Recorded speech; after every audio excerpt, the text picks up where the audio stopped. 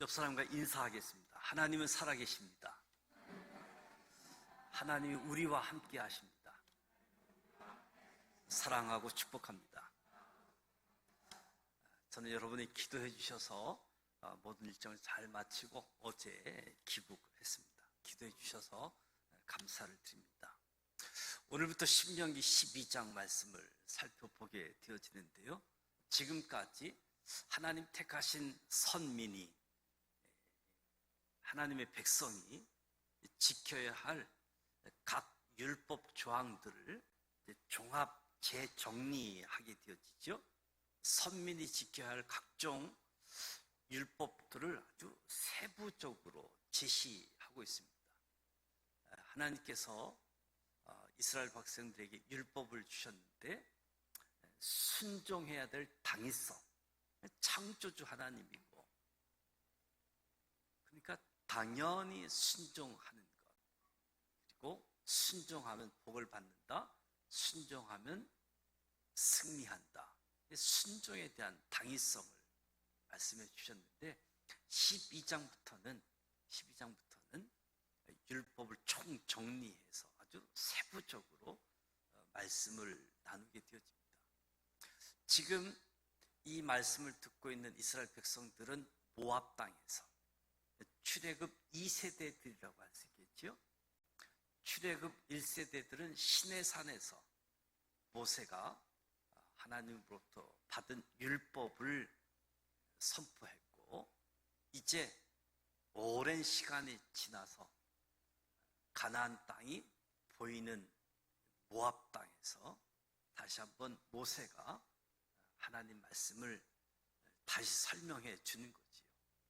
똑같은 말씀을 대상이 다르고 시간이 흘러간 그런 모습이지만 하나님이 너에게 말씀하셨다. 십계명과 여러 규례를 가지고 있지만 이스라엘 백성들이 하나님의 말씀을 어떻게 하면 잘 지킬 수 있을까?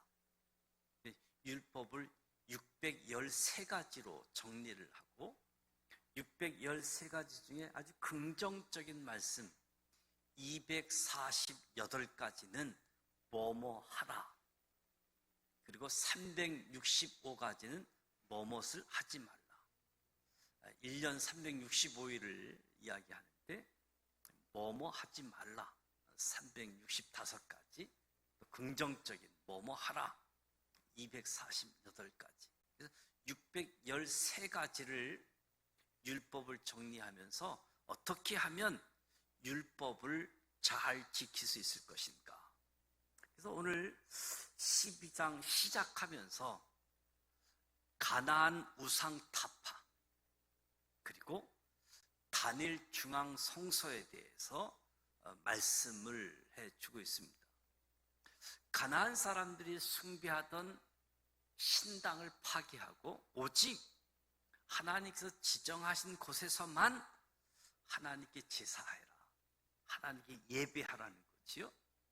하나님께서 이스라엘 백성들에게 단일 중앙 성소에서만 제사를 드리라라고 명령한 것은 이스라엘 백성들로 하여금 하나님에 대한 순수한 신앙을 보존하게 하는데 1차적인 목적이 있는 거죠. 하나님이 이스라엘 백성들에게 단일 중앙 성소가 아닌 아무 곳에서나 네 마음대로 제사를 드릴 수 있도록 허용하셨다라고 한다면 이스라엘 백성들은 아마도 가나안 족속들의 풍속을 쫓았고 자신들이 임의로 제사 방식도 정하고 제사함으로써 순수한 여호와의 신앙을 보존하기가 어려웠을 겁니다. 그런데 모든 신당 우상 숭배는 제거하고 하나님이 명령한 그곳에서만 하나님께 제사하라, 하나님에 대한 순수한 신앙을 보존하게 하는 거지요. 뿐만 아니라 이스라엘 12지파를 하나로 결속시키고 공동체 의식을 갖게 하는데 매우 중요한 역할을 한 것이죠. 한 곳에서 모여서 제사를 드리라.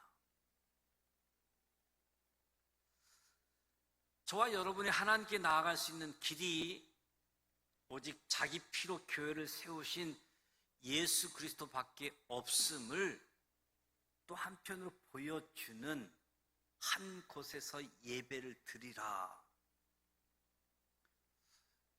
교회는 성도들을 하나로 결속시키고 성도들의 신앙을 성숙시키는 신앙의 장임을 또 오늘 저와 여러분에게 깨닫게 해주는 거지요.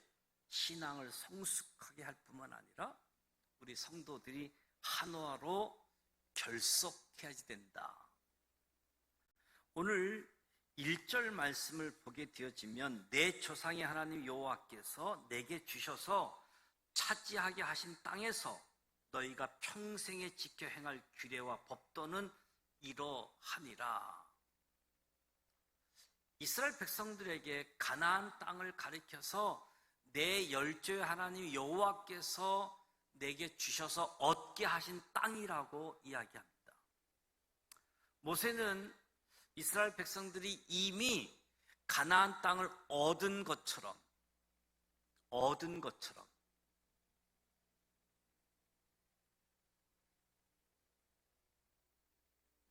이미 완료형을 써서 표현하고 있는데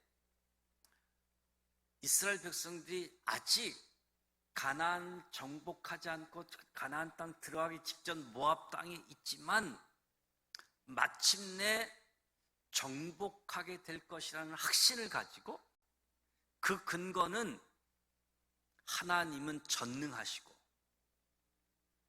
하나님은 가나안 땅을 이스라엘 백성들에게 주겠다 약속하신 언약에 신실하신 분이기 때문에 이미 가나안 땅을 얻게 하셨다. 우리 하나님이 전능하시고 신실하신 분이기 때문에 이미 얻은 것으로 표현하는 거지요. 실제로 이스라엘 백성들이 모압 평지에서 요단강을 건너서 가나안 땅을 정복하고 가나안 땅을 정복 완성하는 데 있어서는 5년이라는 시간이 소요가 되어지죠. 5년 후에 가나안 땅을 완전히 정복해서 자신들의 기업으로 차지하게 되어집니다.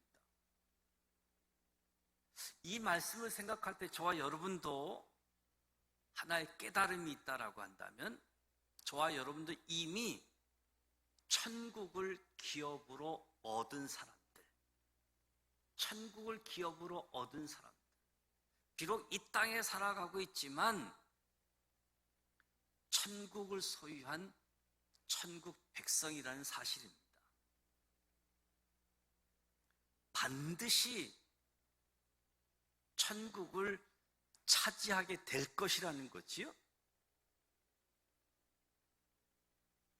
이미 천국을 소유한 것과 다름이 없다는 겁니다. 이유는 하나님께서 저와 여러분에게 천국을 기업으로 약속해 주셨기 때문에 전능하시고 신실하신 하나님의 약속 반드시 이루시는 하나님이기 때문에 저와 여러분이 신앙생활하면서 이 땅을 살아갈 때 때로 낙심되고 절망하는 일이 있을지라도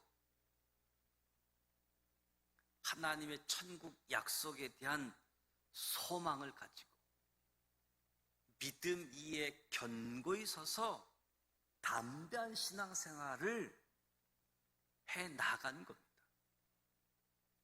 저와 여러분은 1절 말씀을 통해서도 이미 천국을 기업으로 얻은 사람들이다. 이 말씀을 붙잡을 수 있기를 바랍니다.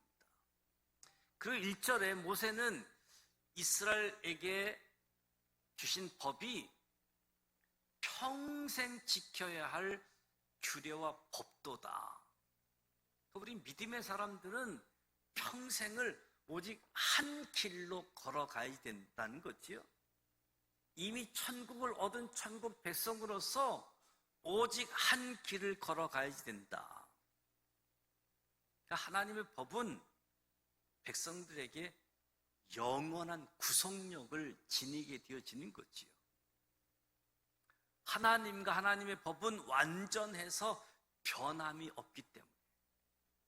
그래서 저와 여러분은 평생을 하나님이 명하신 그 길로 가도록 힘써야 되는 거지요. 저와 여러분에게는 선택의 여지가 없습니다. 하나님께서 명하신 그 길이 저와 여러분이 걸어야 할 유일한 통로이다. 환경이 바뀌고 생활이 여건이 바뀌고 변화된다 할지라도 하나님이 우리에게 주신 길을 걸어가는 것은 변하지 않는다. 예수님이 예수님을 믿고 따르는 제자들에게 주신 조건 3가지를 제시하잖아요. 자기를 부인하는 것, 자기 십자가를 지는 것, 주의 뒤를 쫓아가는 것. 제자의 3가지 조건인데 저와 여러분은 처음부터 끝까지 이렇게 살아야 되는 거죠. 나를 부인하고 나의 십자가를 지고 주님의 뒤를 쫓아가는 겁니다. 많은 사람들이 시작은 잘 하면서도 멸망으로 마치는 모습이 많다. 중도에 하나님이 명하신 그 길에서 이탈하기 때문인 거지요. 세상에서는 신분이 바뀌고 소유가 많아지면 생활 방식에서도 변화가 오지요. 사귀는 사람이나 선의 씀씀이 언행 따위에 자연스럽게 변화가 오게 되어집니다. 하지만 우리 믿음의 사람들 성도는 어떠한 경우에도 예수님의 제자로서 걸어야 할 길에서 이탈하지 말아야 된다는 거지요. 편의에 따라서 그리스도를 쫓아가기도 하고 세상을 쫓기도 하는 사람들이 들어있는데 세상도 쫓고 그리스도를 쫓게 되어지면 소망이 없습니다. 살아도 주를 위하여 살고 죽어도 주를 위하여 죽는다. 편의에 따라서가 아니라 손해본다라고 할지라도 그리스도를 쫓아가는 사람들, 살아도 주를 위하여 살고 죽어도 주를 위하여 죽는다. 이 사도 바울처럼 초지일간 하나님과 그리스도를 위하여 사는 성도야 하나님의 인정을 받고 하나님의 약속에 참여할 수 있게 되어지는 거죠.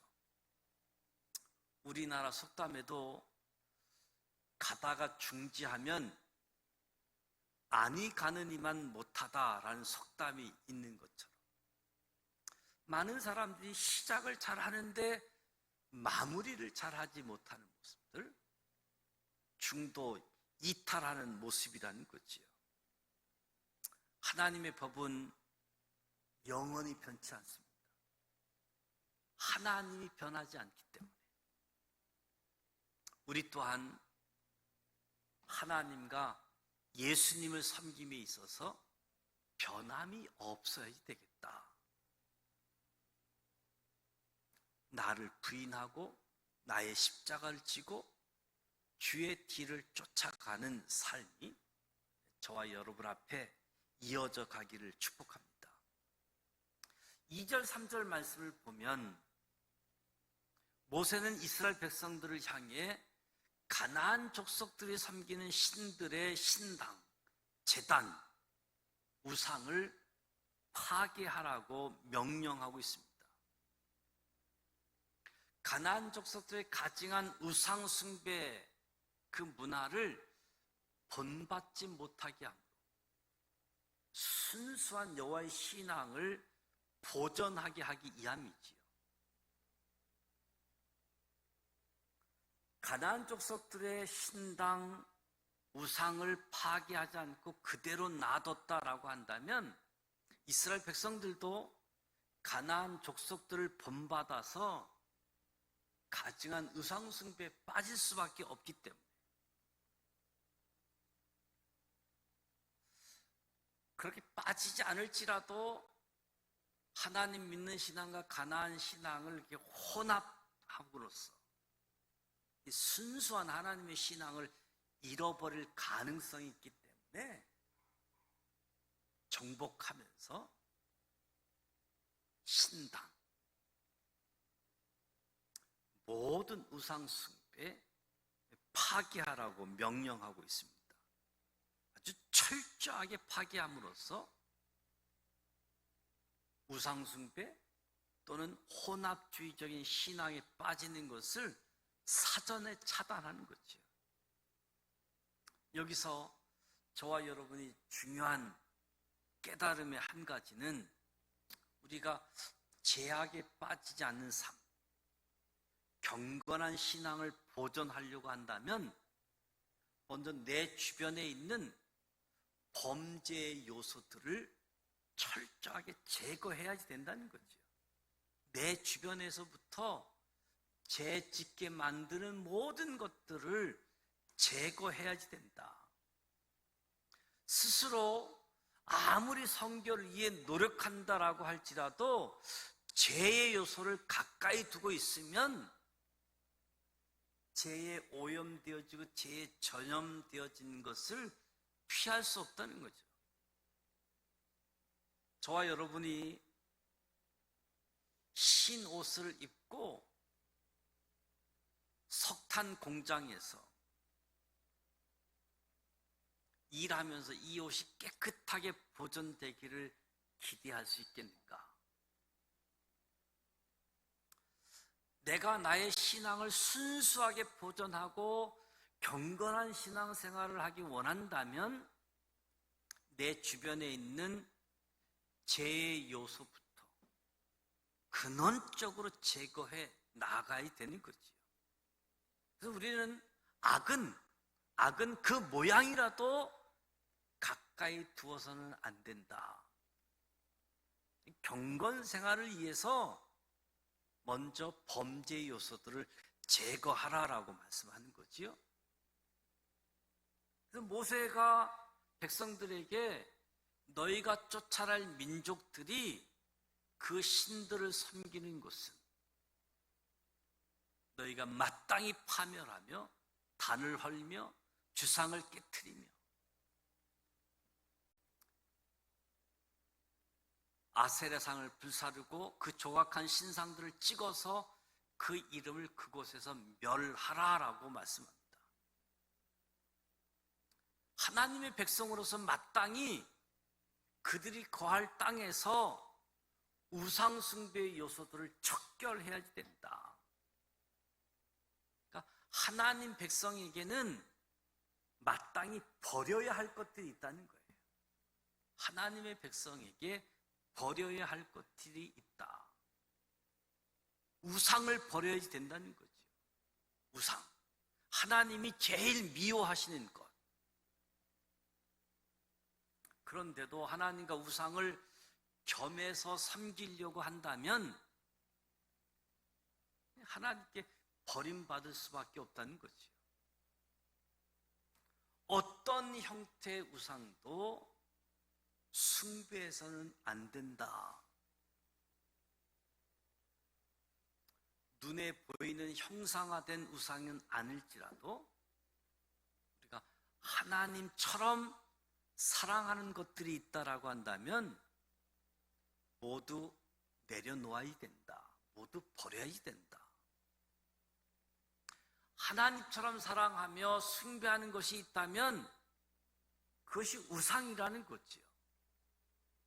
하나님처럼 사랑하고 숭배하는 것, 그것이 재물일 수도 있고 권력, 명예, 지식, 탐심, 사실 우리 안에 이런 우상이 자리 잡고 있고, 그리고 이것들 때문에 하나님께 버림받게 되어지고 하나님의 심판을 피할 수 없는 모습까지 나아가게 되어지는 거지요. 우상의 요소를 제거하라. 그리고 하나님의 백성은 세상적인 간습을 버려야 된다는 거지요. 세상적 간습이라고 하는 것은 우리가 거듭나기 전에 옛사람의 때에 육체의 소욕대로 행하던 모든 습관들을 세상적인 간습이라고 할 수 있을 텐데, 우상 숭배 외에 음행, 호색, 술수, 원수 맺고 사는 것, 분쟁, 시기, 분냄, 당짓는 것, 술 취하는 것, 방탕하는 것, 하나님 말씀에 입에 대는 모든 것이 포함되어져 있지요. 이 세상적인 간습을 내려놓으라라고 말씀하는 거죠.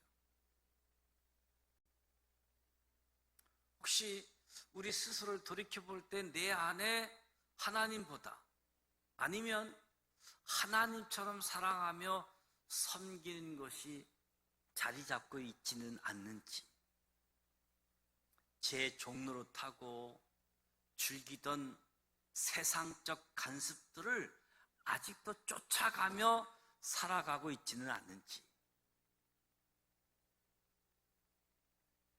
이런 요소들을 우리 삶 속에서 제거하지 않으면 결코 참된 하나님의 백성으로 살아갈 수 없다는 것을 말씀해 줍니다. 4절 말씀에 보게 되어지면, 너희 하나님 여호와께는 너희가 그처럼 행하지 말고, 너희 하나님 여호와에게는 너희가 그처럼 행하지 말고, 그들의 방식대로 하지 말라는 거지요. 가나안 족속들이 자의에 따라 산이나 푸른 나무 아래에 신당과 제단을 지어놓고 각자의 편리에 따라 신을 섬긴 것처럼 저들처럼 하나님을 섬기지 말고 오직 하나님께서 자기 이름을 두시기에 택하신 곳에서만 하나님을 예배하며 섬기라. 5절 말씀에 오직 너희 하나님 여호와께서 자기의 이름을 두시려고 너희 모든 지파 중에 택하신 곳인 그 계실 곳으로 찾아 나아가서, 세상의 모든 종교는 그들이 섬기는 신이 계시해서 준 것이 아니지요. 세상의 모든 종교는 인간 스스로 사색하고 탐구하고 만들어낸 자연 종교라고 할 수 있습니다. 모든 경전, 모든 의식이 인간으로부터 나온 거지요. 그러니까 그들의 종교는 모든 것이 자의적이다라고 할 수 있습니다. 그러나 저와 여러분이 믿는 교회 기독교는 다르지요. 기독교는 하나님의 계시에 의해서, 하나님의 말씀에 의해서 성립되어진 종교라고 할 수 있습니다. 인간의 의지가 전혀 개입되지 않은 거지요. 기독교는 철저하게 계시의 종교라고 할 수 있습니다. 성경을 비롯해서 예배, 의식, 모든 것이 하나님으로부터 말미암았다는 거지요. 그러니까 저와 여러분은 하나님의 뜻, 하나님의 방식대로 하나님을 섬겨야지 된다. 만일 저와 여러분이 하나님의 방식을 무시하고 우리의 뜻, 우리의 방식대로 하나님을 섬긴다라고 한다면 이방인들이 우상 숭배하는 모습 본받는 것이고 그들의 우상 숭배와 다를 바가 없다는 거지요. 무엇보다도 하나님이 계시하신, 하나님이 말씀하신 그대로 신앙생활하는 것, 이것이 저와 여러분의 신앙생활, 교회다라고 이야기할 수 있는 거지요. 계시의 종교이다. 우리가 연구해서 생각해서 만들어낸 그런 신앙이 아니라고 하는 것을 일깨워주고 있습니다. 5절 말씀에 계시한 대로, 계시한 대로. 5절 말씀은 이스라엘은 오직 하나님께 택하신 한 곳 단일 중앙성소에서 하나님을 예배해야 된다는 말이죠. 이 명령을 따라서 이스라엘 백성들은 자기들이 원하는 아무 데서나 하나님을 예배하는 것이 아니라 하나님이 지정하신 한 장소에서만 예배할 수 있었던 거지요. 한 장소, 중앙성소.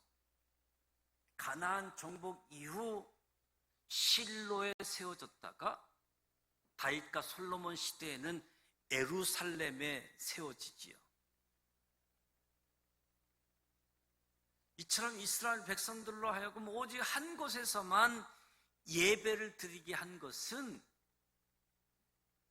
우리의 순수한 하나님에 대한 신앙을 보존하고 성전을 중심으로 이스라엘 신앙 공동체가 결속하기 위한 점도 있지만 또 중요한 하나의 요소는 하나님께 이를 수 있는 유일한 길로서 예수 그리스도를 예표하는 거지요. 하나님께 이를 수 있는 유일한 길, 예수 그리스도를 예표하기 위하여 단일 중앙 성소, 큰 의미가 담겨져 있는 거지요.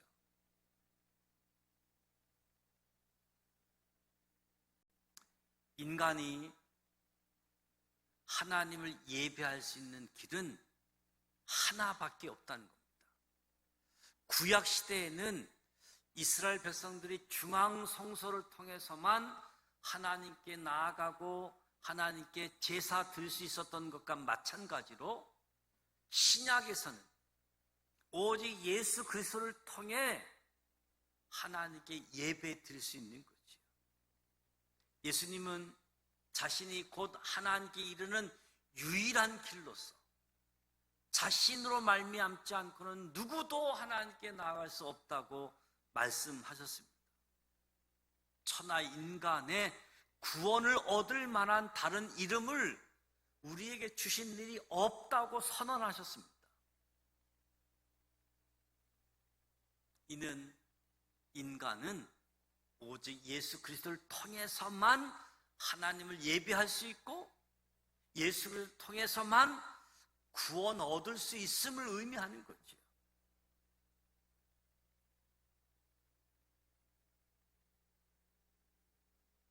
오늘날 많은 곳 우리를 미혹하고 있는 이때에 이 진리의 말씀을 붙들어야 됩니다.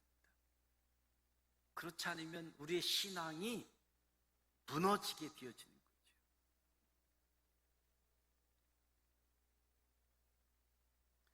육 절 말씀에 보니까 너희 번제와 너희 제물과 너희 11조와 너희 손의 거제와 너희의 서원제와 낙헌 예물과 너희 소와 양의 처음 난 것들을 너희는 그리로 가져다가 드리고, 이스라엘 백성들이 여호와 앞에 드릴 각종 예물들이 언급되고 있습니다. 이 중에는 의무적으로 드려야 되는 예물도 있었지요. 11조. 이스라엘 백성들이 하나님께 드려야 할 의무적인 예물 가운데 가장 대표적인 것이 11조였습니다. 이스라엘 백성들뿐만 아니라 오늘 우리에게도 동일하게 적용되어지고 있는 거지요.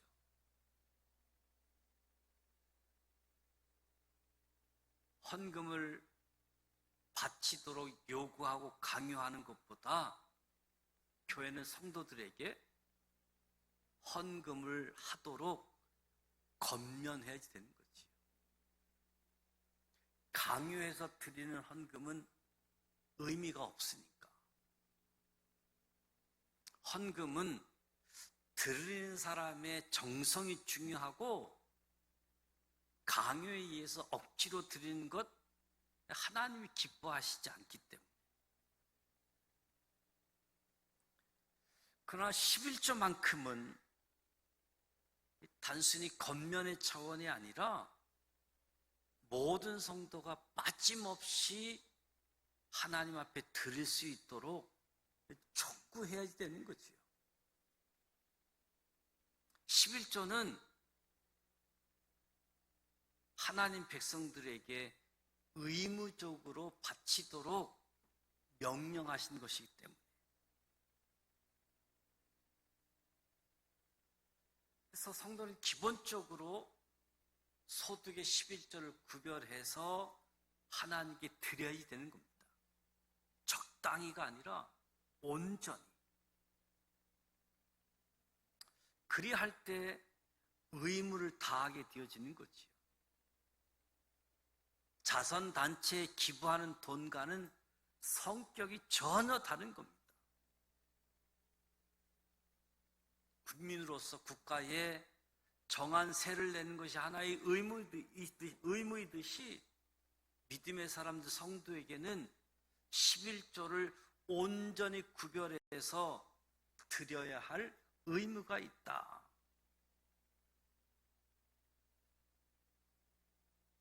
온전히 구별해 드리지 못하는 사람은 가장 기본적인 의무조차 소홀하는 것이기 때문에 이 신앙의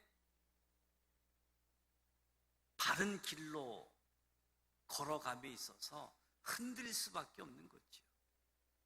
하나님의 뜻과 내 생각, 내 뜻이 작동하게 되어지는 거죠.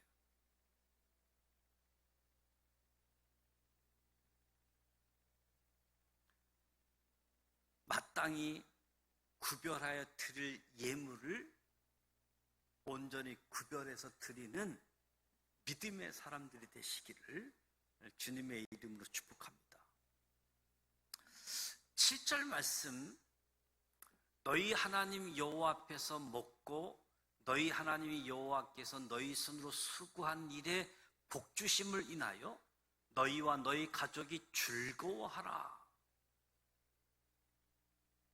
이스라엘 백성들이 하나님께 대한 예배가 축제의 성격을 띠고 있음을 알게 해주는 말씀이지요. 예배는 축제다. 하나님 앞에서 너희 가족이 즐거워하라라고 이야기합니다.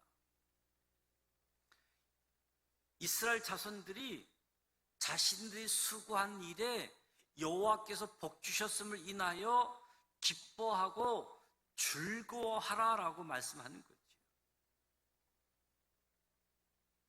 그래서 예배를 주일 축제라고 이야기하게 되어지는데 초대 예루살렘 교회 예배가 이 사실을 잘 입증해주고 있는 거지요. 초대 예루살렘 교회 예배는 축제였습니다. 이방인들이 무질서하게 먹고 마시고 강난에 가까운 행위들을 서슴지 않는 모습과는 전혀 다른 잘 정돈이 되고 질서가 지켜지는 거룩한 축제였던 모습이 사도행전 여러 곳에서 설명해 주고 있지요. 날마다 마음을 같이하여 성전에 모이기를 힘쓰고 집에서 떡을 떼며 기쁨과 순전한 마음으로 음식을 먹었다. 교회가 축제의 예배가 되어졌음을 말씀해 주고 있습니다. 무엇보다도 교회는 하나님의 계시의 종교, 말씀의 종교, 하나님이 하라고 하는 대로 따라가고 하나님이 하지 말라고 하면 멈추고, 그래서 내 주변에 하나님이 원하시는 것을 가까이 두고 하나님이 원치 않는 것들은 다 멀리하고 다 버리고 다 파괴하고 오직 하나님만 따라갈 수 있는 저와 여러분이 되시기를 주님의 이름으로 축복합니다.